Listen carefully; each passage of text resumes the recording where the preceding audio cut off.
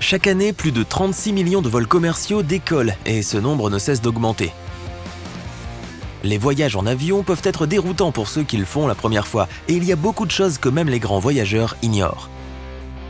Pour ton info, voici donc les réponses à plusieurs questions que se posent presque tous les passagers. Que se passerait-il si la porte s'ouvrait en plein vol ? Waouh ! Au revoir ! Non, ça n'arrive que dans les films. Si quelqu'un était capable d'ouvrir la porte en plein vol, il serait immédiatement aspiré hors de l'avion à cause du changement soudain de la pression atmosphérique. Cela pourrait aussi causer de graves dommages à l'avion, voire même causer un écrasement. Heureusement, c'est presque impossible. Les portes d'un avion de ligne s'ouvrent vers l'intérieur, tandis que la pression de la cabine les pousse vers l'extérieur. La différence entre la pression interne et externe rend impossible l'ouverture de la porte. Quelles sont les règles concernant les appareils électroniques ? Il fut un temps où l'on ne pouvait pas utiliser d'appareils électroniques pendant un vol, mais ce n'est plus le cas.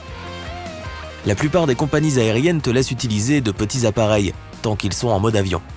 Les ordinateurs portables doivent être rangés pendant le décollage et l'atterrissage, mais les tablettes, les téléphones et autres appareils sont généralement autorisés. N'oublie juste pas que l'appareil doit être bien sécurisé.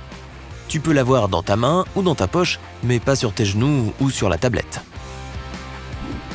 Pourquoi les sièges et les tablettes doivent-ils être en position verticale au décollage et à l'atterrissage ? L'avion est l'un des moyens de transport les plus sûrs qui existent. Toutefois, lorsque des accidents surviennent, c'est généralement au cours du décollage ou de l'atterrissage.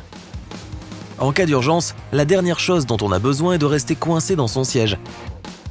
C'est aussi l'une des raisons pour lesquelles les gros appareils comme les ordinateurs portables ne sont pas autorisés pendant ces moments. Ils pourraient facilement se retrouver par terre et faire trébucher les gens. Les vieux avions sont-ils vraiment sans danger ? Qu'est-ce que tu veux dire par là, petit morveux ? Tu n'utilises sûrement plus ton PC portable de 1999 et ton ordinateur ne tourne pas à la vitesse du son. Heureusement, les avions ont une durée de vie beaucoup plus longue que les ordinateurs. Certains avions de ligne du début des années 1970 sont encore en bon état. Ils ne sont peut-être pas capables de suivre en termes de vitesse et de rendement énergétique, mais les avions plus anciens ne sont pas moins fiables que leurs homologues modernes. Et voici une petite info bonus. Le plus vieil avion encore officiellement en service est un Boeing KC-135 Stratotanker qui est utilisé pour le ravitaillement en vol depuis 1957. Pourquoi les avions volent-ils si haut ? La plupart des avions commerciaux volent à une altitude d'environ 11 000 mètres. Techniquement, ils n'ont pas besoin d'être aussi hauts, mais cette altitude leur permet d'être plus rapides et plus efficaces. Plus l'altitude est élevée, plus l'air est léger, ce qui signifie moins de résistance au vent et moins de portance. Pour la plupart des avions commerciaux, la zone située entre 9 110 mètres et 12 000 mètres est le point d'équilibre entre ces deux facteurs.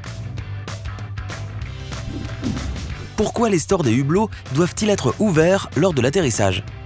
Ça peut sembler bizarre que le personnel de bord se soucie de savoir si le store de ton hublot est en haut ou en bas. Moi, je trouve ça plutôt louche. En fait, ils le font surtout pour que les yeux des passagers puissent s'adapter à la lumière extérieure. Parce que s'il est question de faire débarquer les gens rapidement, en cas d'urgence, ce serait dommage de perdre du temps à cligner des yeux avant de pouvoir évacuer l'avion. Où dort l'équipage sur les vols long courriers ? En général, dans les couloirs de la première classe, ils sont un peu plus larges et plus confortables. Non, je plaisante. En effet, on ne peut pas s'attendre à ce que quelqu'un reste assis derrière les commandes pendant la durée d'un vol de 17 heures. Sur la plupart des vols de plus de 7 ou 8 heures, les pilotes ont un accès à un siège de repos spécialement conçu dans le cockpit ou à proximité. Les agents de bord ont généralement une partie de la cabine qui leur est réservée et elle est parfois séparée des zones destinées aux passagers. Certains grands avions disposent même de cabines privées pour l'équipage au-dessus ou en dessous de la cabine principale. Tu as déjà pris un vol de 18 heures ? Quel est le temps record que tu es passé assis au même endroit ? Réponds-nous dans les commentaires. Que signifient les numéros des pistes d'aéroport ? Non, ce n'est pas le nombre d'accidents par piste. Tu as déjà remarqué les numéros qui se trouvent au bout de la piste ? Ils servent en fait à indiquer au pilote la direction dans laquelle l'avion se dirige. Par exemple, le chiffre 36 est un raccourci pour une orientation de 360 degrés, c'est-à-dire plein nord.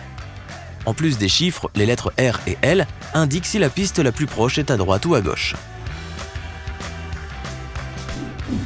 À quoi servent les lumières colorées sur les ailes? Les lumières sur l'extrémité des ailes d'un avion sont appelées feux de position ou feux de navigation et sont utilisées en cas de visibilité réduite. Elles permettent aux avions de se voir dans l'obscurité et peuvent également indiquer aux pilotes la direction dans laquelle un avion se déplace. Le feu rouge marque l'extrémité de l'aile gauche, tandis que le feu vert se trouve sur la droite. La troisième lumière est blanche et se trouve sur ou près de la queue. Pourquoi les avions laissent-ils des traînées blanches dans le ciel?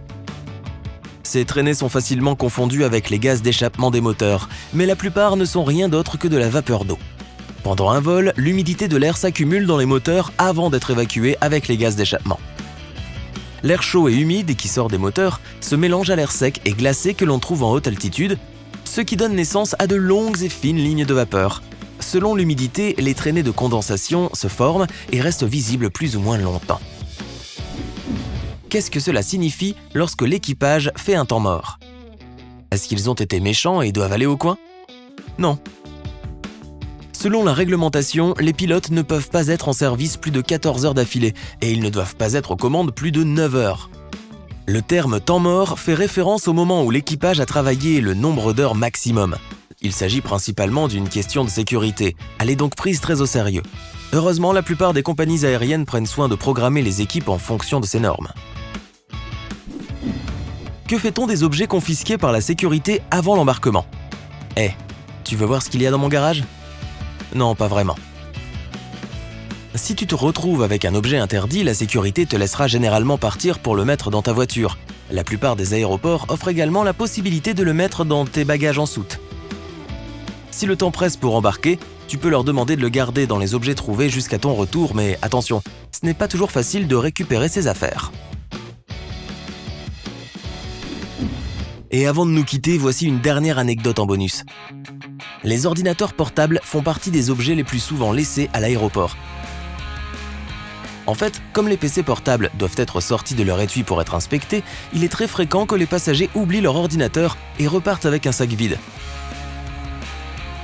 Une fois, l'aéroport international de Denver a rassemblé une pile de 95 ordinateurs portables en un mois seulement. C'est dingue! Si tu as appris quelque chose de nouveau aujourd'hui, alors clique sur j'aime sous la vidéo et partage-la avec tes amis. Et voici d'autres vidéos sympas que je pense que tu vas apprécier. Clique à gauche ou à droite et prends la vie côté sympa.